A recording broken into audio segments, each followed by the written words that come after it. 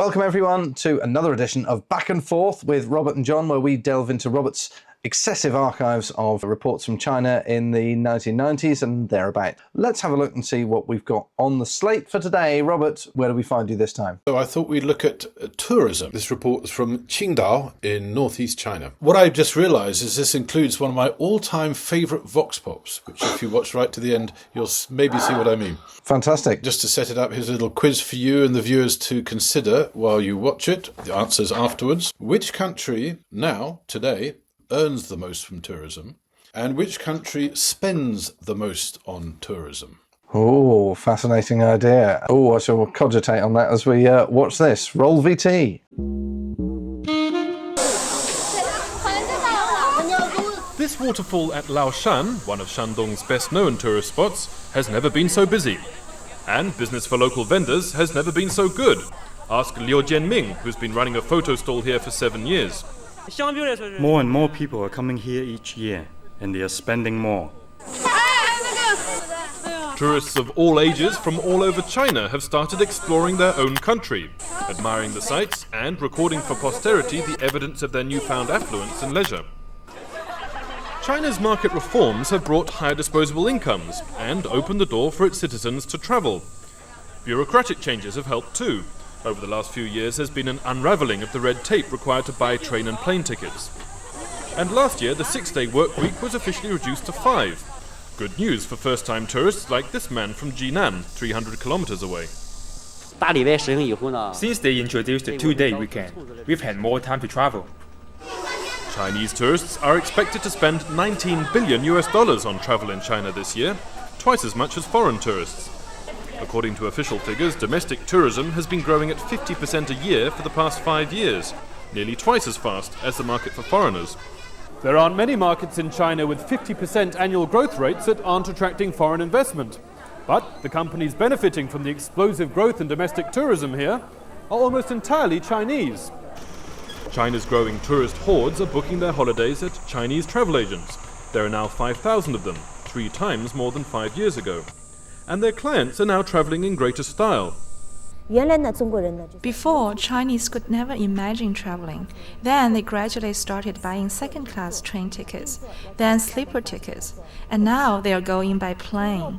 They're flying on Chinese airlines, which are growing 4 times faster than the world average, and staying at local hotels, whose numbers and standards are rising all the time. But such rapid growth also brings its problems. This tourist from Jiangsu province should know. She's travelled to Beijing, Shanghai and China's northeast. Travel is a lot more convenient now, but transportation is still the biggest problem. It's very crowded. The surge in Chinese tourists eager to see their own country has put the tourist infrastructure in a jam. It's also brought more complaints from unhappy customers. The biggest problem is managing the market. With such rapid development, market management, like establishing laws and regulations, has been lagging behind.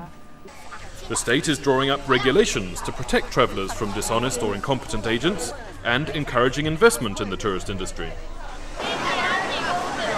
Meanwhile, Chinese just keep flocking to their country's tourist meccas, like Qingdao. With a population of just over 2 million itself, the city received 8.5 million tourists last year, 98% of them Chinese. The new wave of local tourists is more demanding and it's enjoying better service. It's a lot more convenient to travel now than 5 years ago. There's more choice for transportation and facilities. Leaving tourists like this one the chance to enjoy their new freedom of movement. Robert Stern, CNBC Business News, Qingdao, China. Well, there's a lot of interesting things again there to unpack, Robert. So China had just got a 5-day week down from 6, so they suddenly had a 2-day weekend. We've always taken that for granted, but if you were going away somewhere or you wanted to travel any distance at all, they just couldn't do it in 1 day, right? What difference was that making? In a place like China in the 90s, where it was a huge place there, but the transport was so much worse, infrastructure, you needed quite a long time just to get to places. So it opened up possibilities, and of course there was twice as much time. But because the key thing is people started to have money to do it. I mean, it is a leisure activity, and by then Chinese people, this middle class, was starting to develop. Going to see something for fun was not only desirable but possible. So yeah, that's why it was taking off so much at that point, the domestic tourism market. And one imagines that must only have increased massively as their internal infrastructure and transportation has vastly improved over the last 20 or 30 years, a bit like what we were talking about in one of the other reports we saw, which was about distribution. How do you think that has affected China's internal tourism since you made that report? One of the interesting things about doing these reports is you start to see how everything's interconnected, right? You know, it's all the infrastructure, the development. So whether you're looking at beer or tourism or delivering Coke bottles, it's all part of the same story, just looked at through different lenses. I first went to China in the 80s as a student when it was still very unusual and closed. By the 90s, from a foreign point of view, it started to seem possible. You know, people were going, there were tour groups, and it was sort of a viable destination in the way that it just hadn't been in the 70s and 80s. I hadn't really thought very much about domestic tourism. But of course, at the same time, living there, you could see it all the time as well. Suddenly there were more tourists going to places. When I was a student there in the 80s, I made a point of going to all 5 holy mountains. You hardly saw anyone, you know, I mean, or if you did, they were on very narrow prescribed paths. I mean, it used to amuse us as students. It's like that shot of the beaches, those incredibly crowded beaches. Actually, 2 miles down, there was another beach, exactly the same, that was deserted. It's just, that's not the beach you went to. Chinese tourists seem to like the idea of safety in numbers, or I don't know, it enhanced the experience to see it with lots of other people, and somehow it counted less if you saw it on your own. I don't know, it didn't make sense to us. But I suspect that's changed as well, and that mentality of wanting to travel, there's that urge to travel, and of course the money to be able to do it has changed unrecognisably since then. You could look into that psychologically and think that that's perhaps a hangover from a more communist mentality. At that point, 50% per year increase in domestic tourism was happening. I can only imagine what has happened to that since. It must be an enormous growth market, and now they're welcoming in so many more foreign tourists as well. China must be packed. Maybe it's time to answer the pop quiz questions. Have you had to think about what country earns the most from tourism and what country spends the most on tourism now? I mean, without wanting to say they're both China, I imagine China is one answer. Correct. Which one? Is it the one that earns the most or the one that spends the most? I would guess earns the most, because I don't think they need to publicise it as much because they have such an enormous domestic tourism market. It's actually not even in the top 10 of destinations. Wow. In terms of numbers, France is number 1, but in terms of revenue, America earns more from tourism. 2024, $215 billion. But in the same year, China spent $250 billion. It's number 1. Chinese tourists, they're everywhere, right? They're spending $250 billion every year. I wonder if that figure includes domestic tourism. I don't know. Anyway, by whatever metric, China is number 1 in terms of spend on tourism, which tells you a lot about how that society has changed since 1996. Another sort of stereotype is seeing Chinese tourists with their cameras everywhere. It's certainly only increased in that since I was little. I think I've guessed what your favourite vox-pop ever is. It must be the man with buried in the sand on that unbelievably crowded beach. How did you find him? We literally came across him. He was almost underfoot on that incredibly crowded beach. I mean, as a cameraman yourself, you would appreciate the framing of that particular vox-pop. It was fun. That whole scene, that's very familiar, right? Family holiday, burying your dad in the sand. That's a very relatable scene all over the world. But until really quite recently in China in 1996, not many people had the time and money and leisure to do that. Yeah, if you were working 6 days of the week and the beach is more than an hour or two away, it's never gonna be worth going in a day, is it? Exactly. And how much has it changed since then? They now spend more on tourism internationally than any other country. It's extraordinary.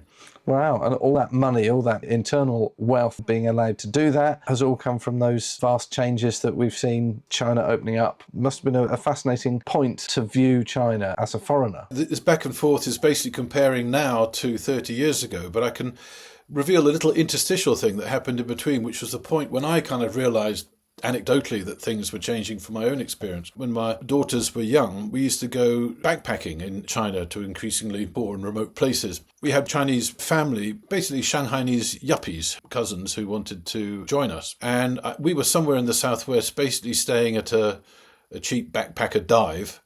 And they joined us, but they were staying at this really nice 4-star hotel and were somewhat not necessarily appalled, but fascinated at the place where we were staying. That was the point when I realised that, they wouldn't be seen dead in a backpacker dive. But that's another interesting point as well that only you can answer is, as a general tourist to China, how has your experience been of travelling to China first 80s and 90s as opposed to now? I first went in 1984 as a student. I've been regularly ever since, really, in one guise or another. Every time I go, it's just, you get used to it. You normalise the fact that, there's a new airport, or a new superhighway, or a new bridge, the third runway at Heathrow. How long have we been talking about that? In the meantime, China's built God knows how many international airports. The speed and scale of change is unimaginable, really. When we went on one of these family backpacking holidays to Guizhou, the poorest province in China, very mountainous, very inaccessible, which is why it was so poor, in 2006, something like that. I'd been there before as a student, and it was really hard to get around, and there were very isolated communities still. And then suddenly there were these incredible engineered roads going through the mountains and train lines that suddenly went further and superhighways, often without many cars on them. But if you build it, they will come, and it was completely transforming the lives and opportunities of people living there. You could see suddenly it was possible to deliver your goods to market by truck in 2 hours instead of 2 days. It is transformative, this kind of infrastructure development. And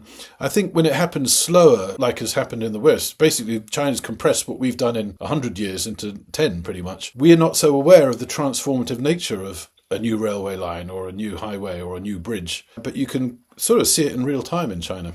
Blown my mind again on another aspect of Chinese culture and life out there that's changed so much, and certainly encouraged me to visit China. It's obviously a lot easier to do these days than when you went first, Robert. So thank you very much, everybody out there, for watching us, and do join us again on another edition of Back and Forth.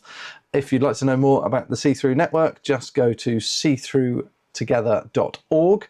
Like, subscribe, and share the video, and we will see you next time. Thanks very much for watching. Bye-bye.